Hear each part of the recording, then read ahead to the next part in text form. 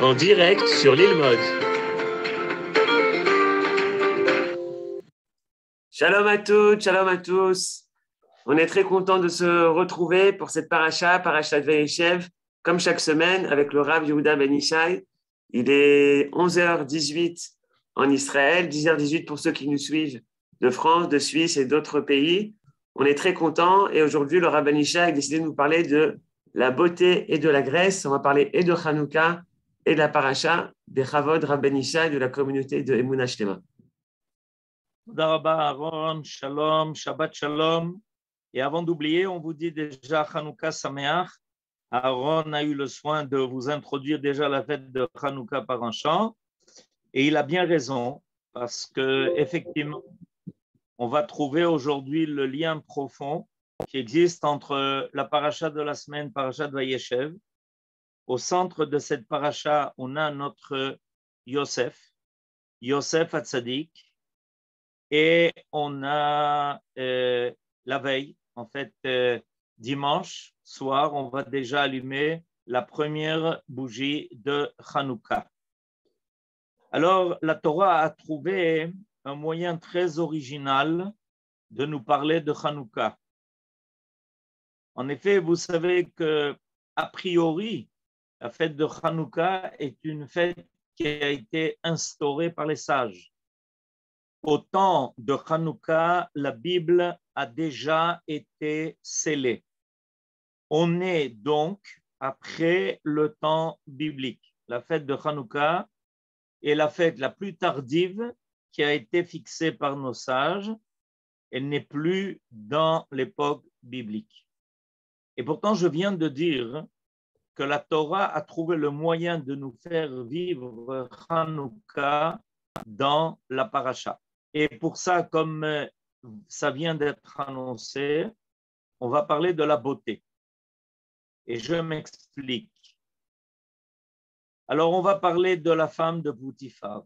La femme de Poutifar, évidemment, est une Égyptienne qui cherche les plaisirs et qui cherche à trouver grâce aux yeux de Yosef. Il y a une question fondamentale qui se pose. Comment se fait-il que dans toute l'Égypte, la seule chose qui a attiré la femme de Poutifar, qui était la femme d'un eunuque, était précisément Yosef? Voilà la grave question à laquelle on doit répondre. Qu'est-ce que la femme de Poutifar cherchait chez Yosef? Or, la Torah nous dit quelque chose d'intéressant à propos de Yosef Hatzadik. Elle nous dit dans le verset 6 du chapitre 39 que Yosef, Vayayi Yosef, Yefet Toar, Vife Mare. Alors, regardons ensemble le premier verset que Aaron nous présente sur les deux versets. Alors, d'abord, il nous est dit que Poutifar a décidé de remettre complètement entre les mains de Yosef tout ce qu'il avait comme bien. Alors, il abandonna tous ses intérêts aux mains de Yosef. Et il ne s'occupa plus avec lui de rien, sinon du pain qu'il mangeait. Or, Yosef était, comme c'est marqué dans le verset, Vayi Yosef, Yefet Toar, Vife Mare. Il a ici deux adjectifs qui ont déjà été donnés à propos de sa mère Rachel, et Yosef a hérité de cette beauté. Yefet Toar, Vife Mare. C'est-à-dire que non seulement il était l'homme de belle taille, et en plus de ça, il était beau. Mais évidemment, on peut se demander, est-ce qu'il n'y avait pas d'autres hommes en Égypte, dans toute l'Égypte, qui étaient beaux aussi, a priori? Et la réponse est que, évidemment, il y en avait, mais aucun ne ressemblait à Yosef. La femme de Poutifar a identifié chez Yosef quelque chose qu'elle n'avait jamais rencontré en Égypte auparavant. Yefet Toar ve Yefet Maré. On se rappelle que, en fait, depuis qu'a commencé l'histoire de nos ancêtres, il y a toujours, à un moment donné, quelqu'un d'étranger qui veut s'accaparer de la beauté qui se trouve en Israël. On va commencer évidemment par Sarah, la femme d'Abraham. Le pharaon, le roi de l'Égypte, veut s'accaparer de sa beauté. Ensuite, Abraham se trouve dans Eretz Plishtim et le roi des Plishtim veut à nouveau s'accaparer de Sarah. Yitzhak et Rivka. Et évidemment, le roi des Plishtim veut, Avimelech, s'accaparer de la beauté de Rivka. Et voilà que Yosef arrive en Égypte et à nouveau, on veut s'accaparer de la beauté de Yosef. Nous avons donc ici un élément qui n'arrête pas de revenir, qu'on a déjà trouvé 2 fois chez Sarah, 1 fois chez Rivka, une autre fois chez Yosef. Évidemment, on ne peut plus penser qu'il s'agit d'un hasard. On va, après Hanouka, vivre la fête de Purim et de toutes les femmes de Perse, mariées et non mariées. La seule femme qui va trouver grâce aux yeux de Achashverosh va être Esther, qui n'est pas de son peuple, qui n'a pas les paramètres que l'on avait l'habitude d'admirer chez les femmes en Perse, et pourtant c'est elle qui va être choisie parmi les milliers de femmes qui sont amenées au harem de Achashverosh. Alors voilà, une fois de plus, l'idée qu'il y a quelque chose de particulier qui est trouvé chez nos ancêtres, chez Sarah et Rivka, chez Yosef, ensuite chez Esther, qui va devenir, grâce à cela ou à cause de cela, la reine de Perse. Il y a ici une histoire qui se répète. Est-ce que dans tous ces pays, est-ce que pour tous ces rois, n'y avait-il pas des femmes qui pouvaient leur convenir? Est-ce que pour la femme de Poutifar, il n'y avait pas un Égyptien parmi tous les serviteurs? Parce que la femme de Poutifar était très belle. Est-ce qu'il n'y avait pas un serviteur ou quelqu'un qui, évidemment, arrivait dans la maison de Poutifar, qui pouvait assouvir les désirs et les besoins de la femme de Poutifar? Réponse, il y en avait, mais ça n'avait rien à voir avec la beauté de Yosef. Qu'est-ce que tous ces hommes-là, ces personnes-là, avaient décelé chez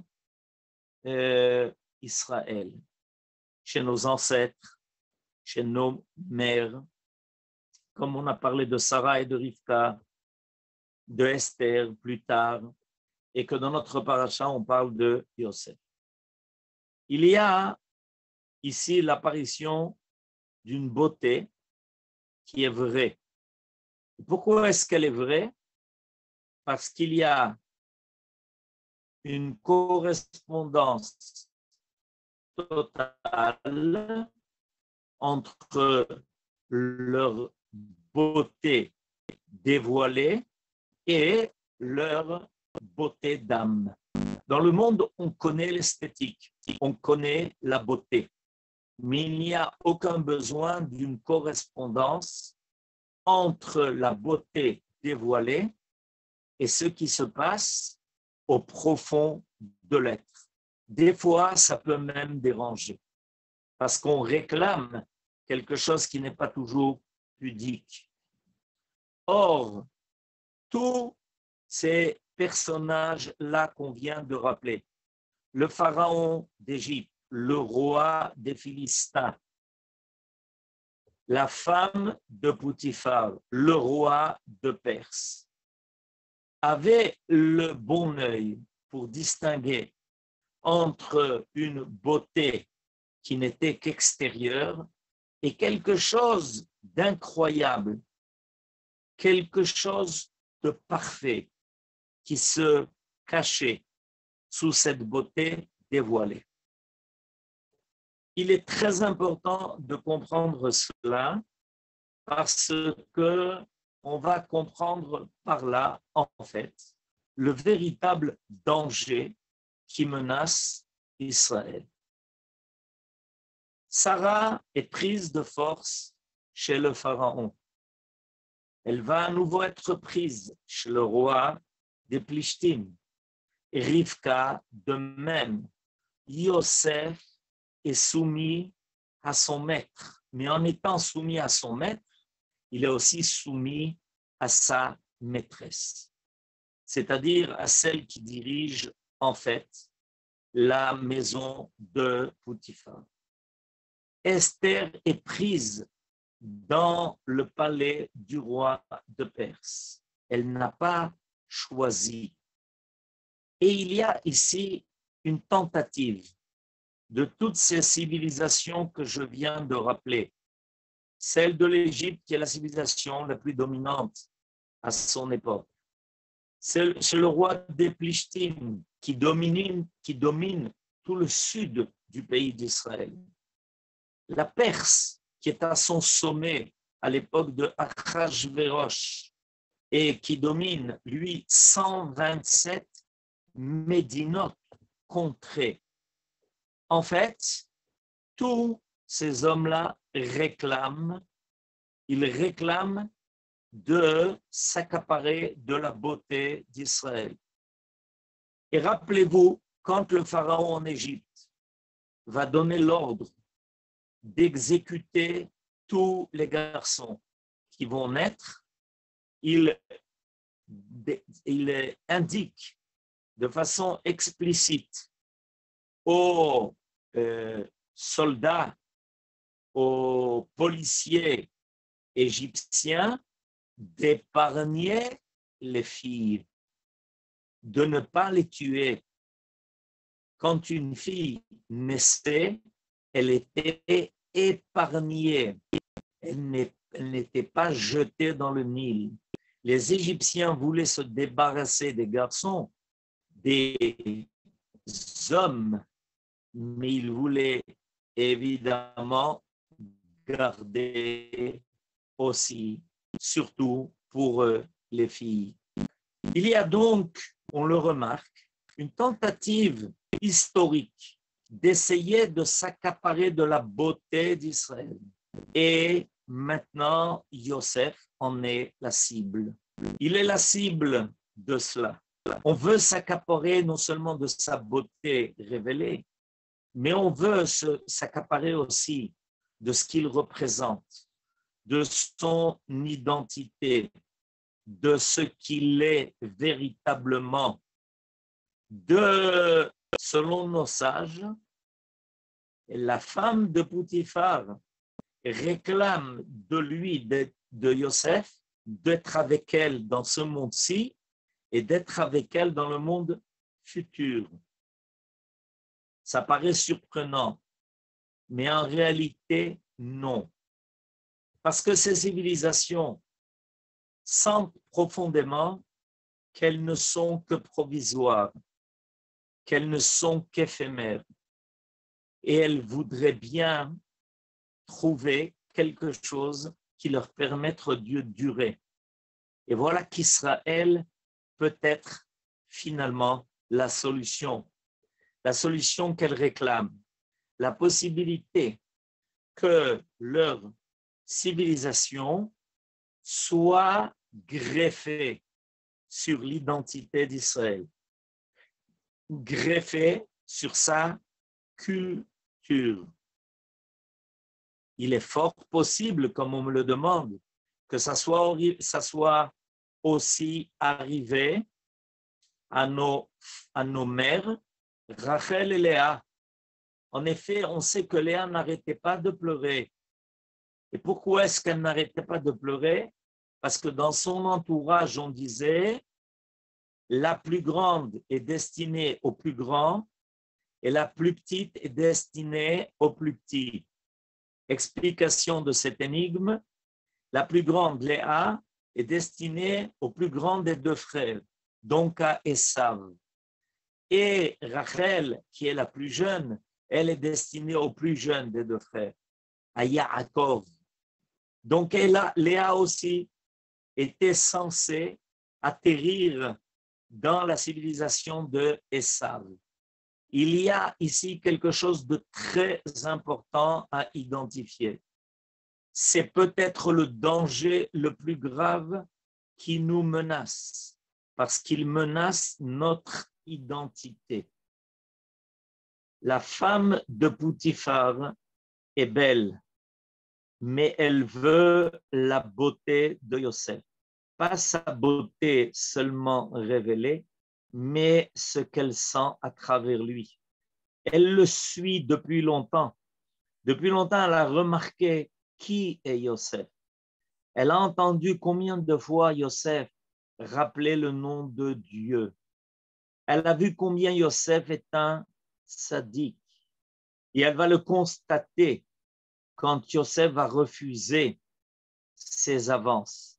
Elle a bien eu raison de penser que Yosef était d'une autre mesure, qu'il vivait autre chose que ce que l'on a vécu. Parce que, évidemment, personne n'était capable de résister à la femme de Poutifar et aucun Égyptien n'aurait renoncé à cette possibilité. Ça ne les dérangeait pas du tout que la femme de Poutifar soit mariée. Et Poutifar a eu confiance en Yosef, et c'est pour ça qu'il est marqué dans le verset qu'il lui a remis entre ses mains la direction de toutes ses affaires et que la seule chose qu'il a réclamé de lui, c'est du pain. Est-ce que Yosef aurait privé son maître de pain? Nos sages nous disent que c'était une façon déguisée de demander à Yosef de ne pas prendre la femme de son maître.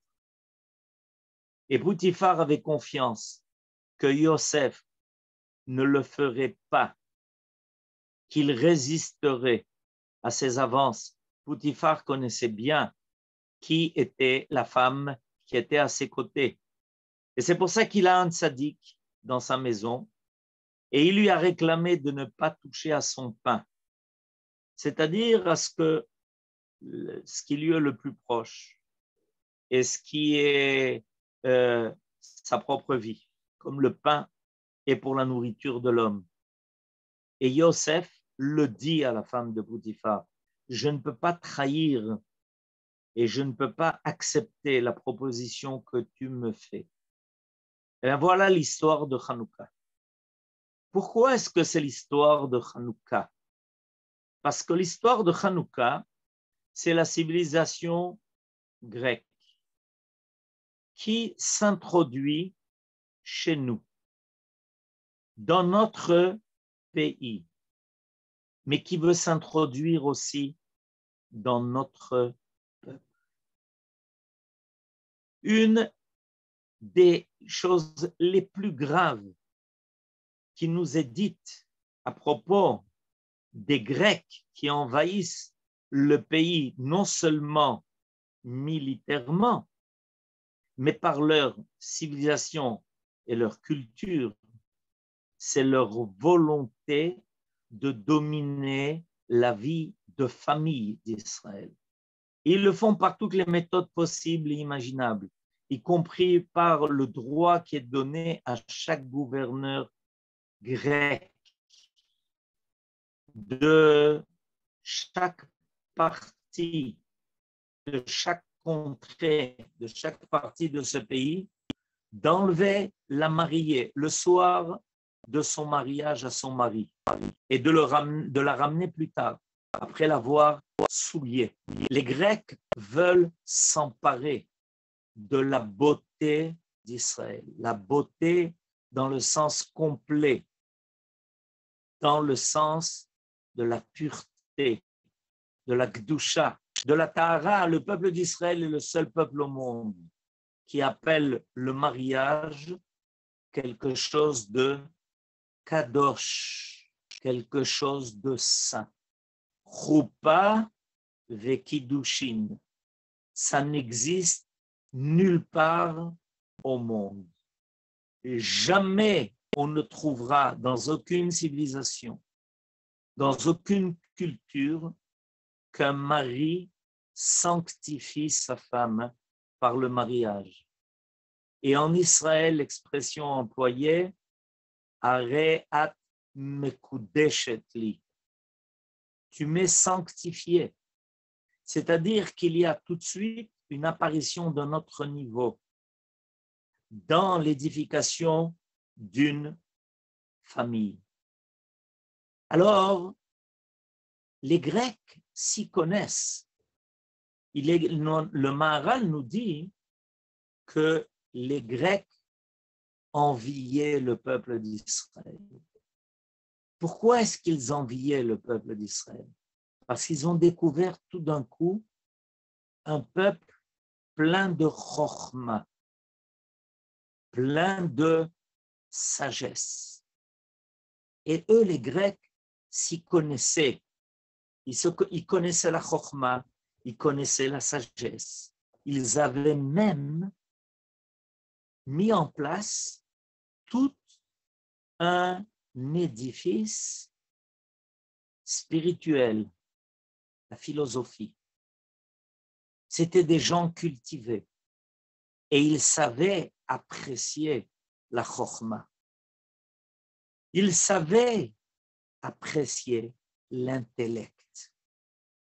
Et ils sont arrivés ici en Israël et ils ont découvert un peuple qui étudiait, un peuple qui pensait, un peuple qui réfléchissait, un peuple qui s'adonnait à l'étude, qui parlait non seulement des affaires quotidiennes, mais d'affaires divines.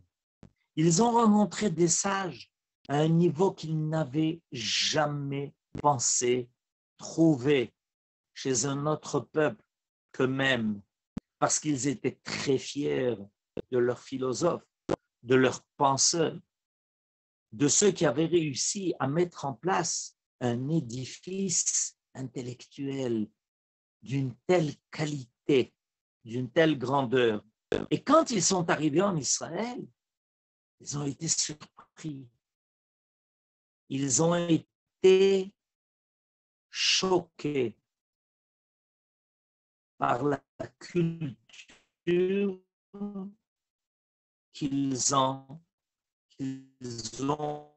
rencontrée, par la culture qu'ils ont trouvée. Alors, il y avait le choix. Le choix, c'était avant. Comme toutes les civilisations ont voulu s'emparer de la beauté d'Israël. Et la deuxième possibilité, c'était de faire disparaître Israël pour dominer la civilisation humaine, mondiale. Et les Grecs se sont mis à l'œuvre. Et ils ont fait les deux à la fois.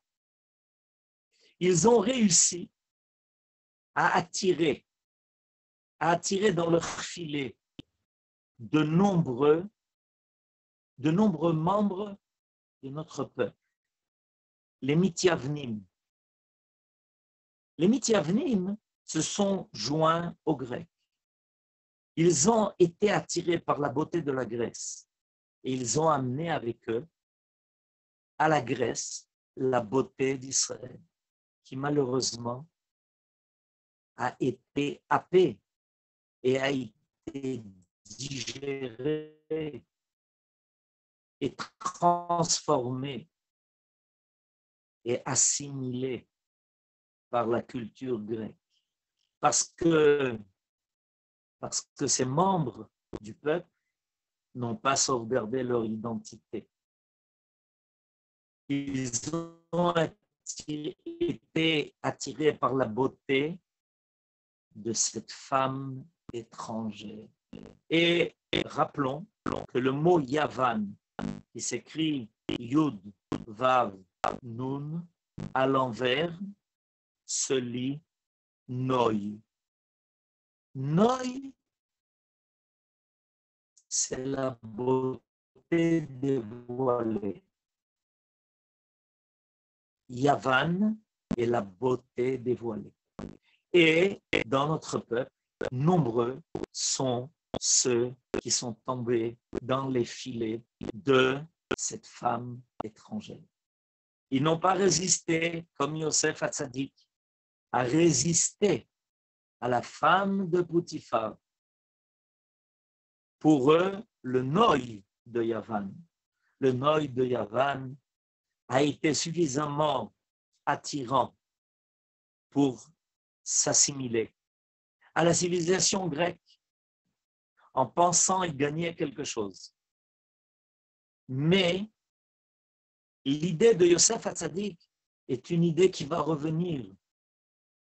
L'idée de Yosef Hatzadik dans notre peuple, le Yosef Hatzadik de chaque génération va toujours se manifester pour refuser les grâces et les attraits d'une femme étrangère. Et c'est comme ça que c'est arrivé, évidemment, à l'époque de Hanouka. Et évidemment, la Grèce était prête à assimiler la beauté d'Israël et de s'attirer à elle aussi les connaissances d'Israël pour les transformer à sa manière. Pourquoi pas une culture comme la Grèce, renforcée par les connaissances d'Israël, renforcée par les forces d'Israël. Elle aura tout gagné. Et c'est pour ça que remarquez que la Grèce n'a pas détruit le temple. Elle s'en est emparée. Le premier temple a été détruit par la Babylonie. Le deuxième temple a été détruit par Rome. La Grèce, au milieu, n'a pas détruit le temple d'Israël. Elle l'a souillé. Elle a voulu s'emparer de ce qui est appelé Noyo Shel Olam. Le Beth Amikdash est appelé Noyo Shel Olam. C'est comme ça que c'est marqué dans le traité de Zvachim. La Grèce a décelé cette beauté. C'est une beauté qui est tout intérieure.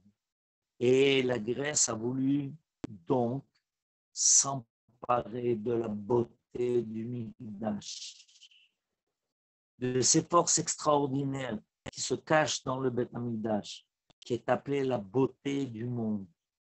Parce que le Beth Amikdash en est l'âme du monde.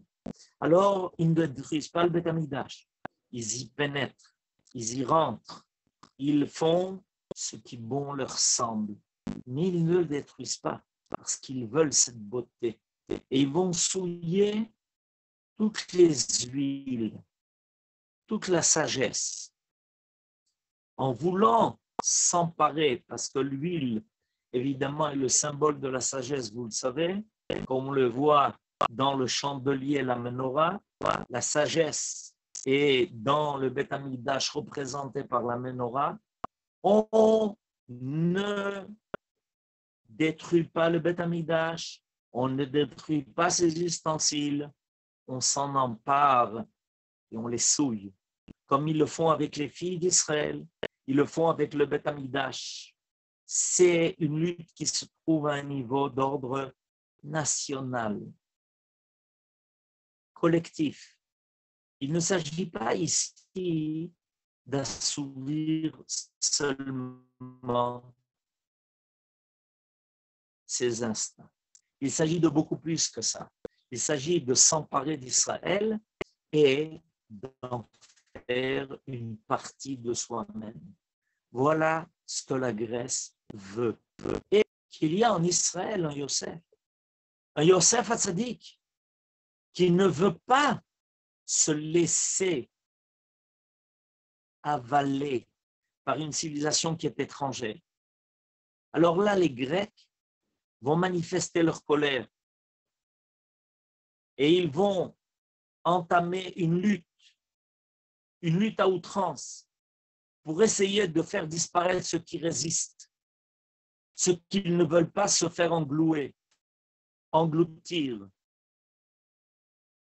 Et Yosef aussi, dès qu'il refuse à la femme de Poutifar ce qu'elle réclame de lui, va être poursuivi par elle, sans aucune pitié.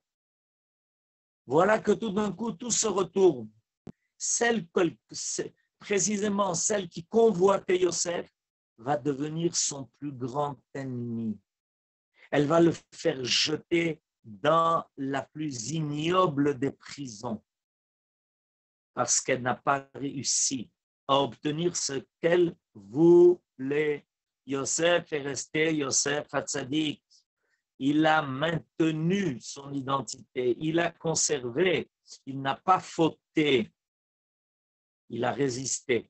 Il ne s'est pas laissé assimiler, il n'est pas devenu une nouvelle catégorie de ceux qui se prétendent encore Israël, mais avec un titre grec, avec une civilisation étrangère, qui est des fois très dangereuse, parce qu'elle ne va pas se déclarer comme l'ami d'Israël,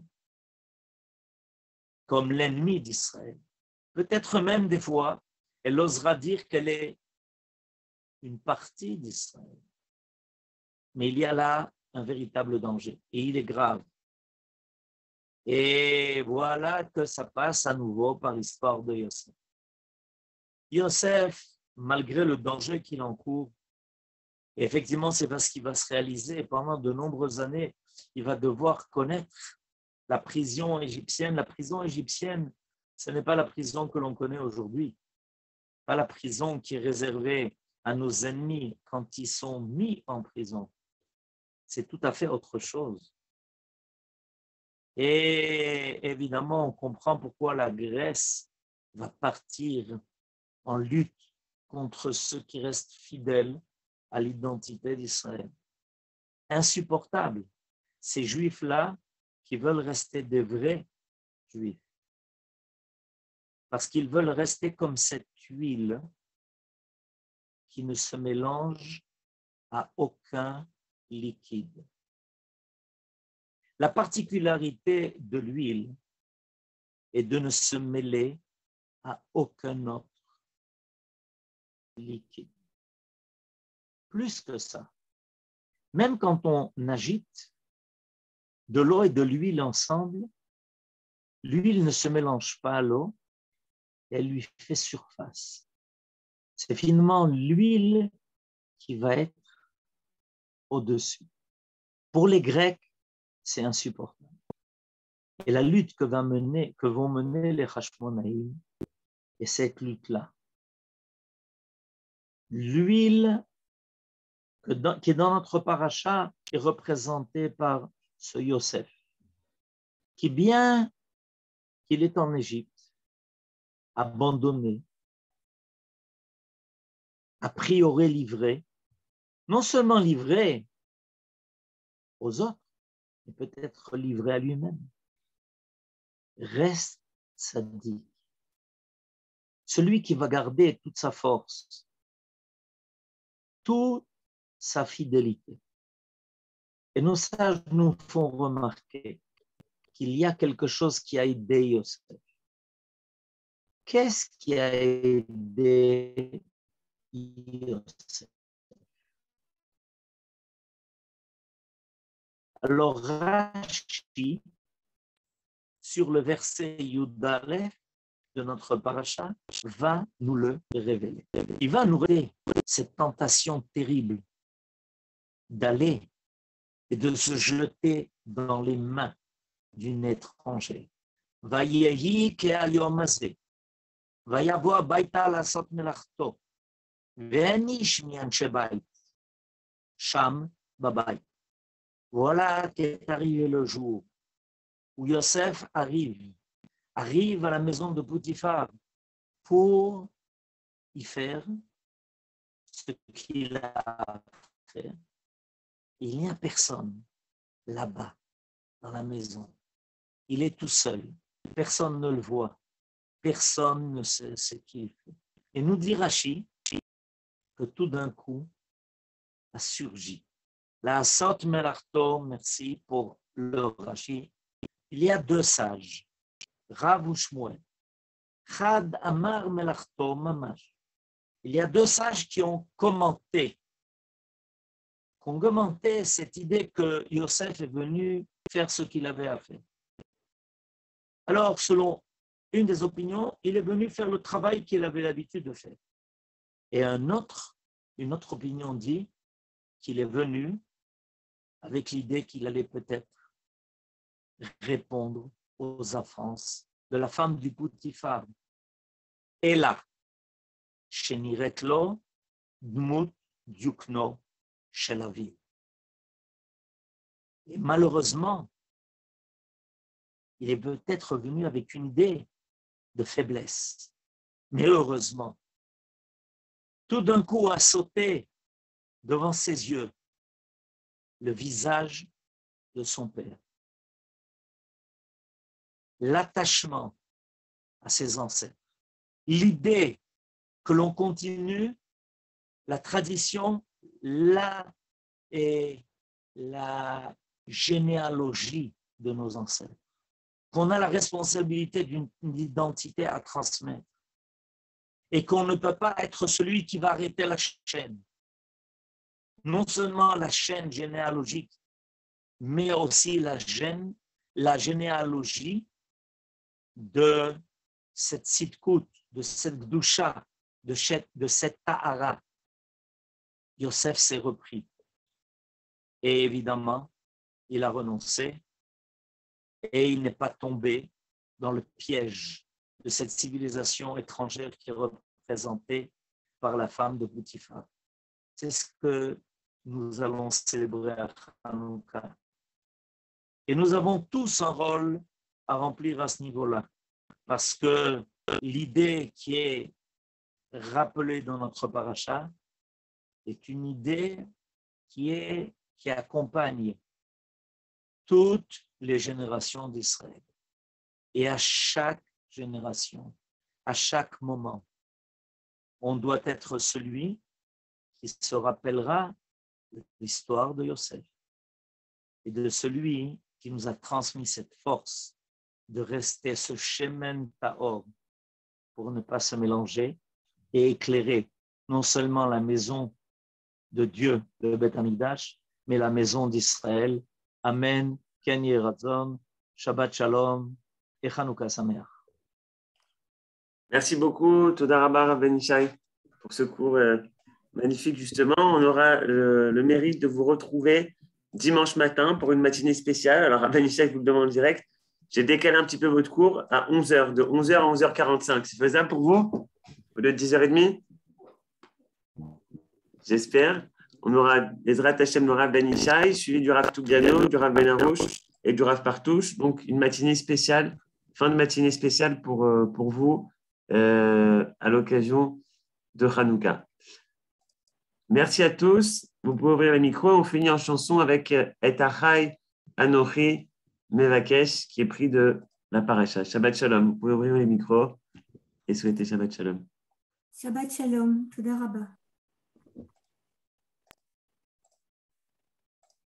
Shabbat shalom ותודה שבת רבה. שלום. שבת שלום, תודה רבה. וחנוכה שמח. Shabbat shalom. Shabbat shalom. Es achai, anochi mevakesh, הגידנולי, איפה הם רואים? Es achai, anochi mevakesh, הגידנולי, איפה הם רואים?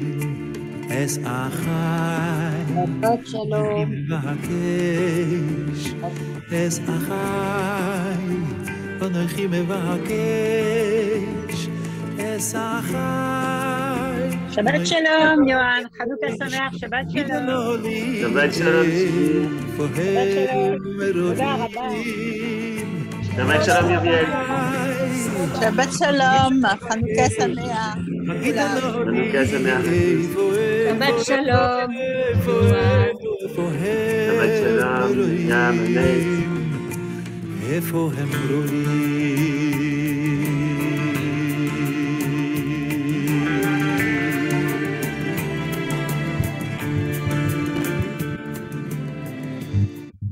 שבת שלום, חנוכה שמח.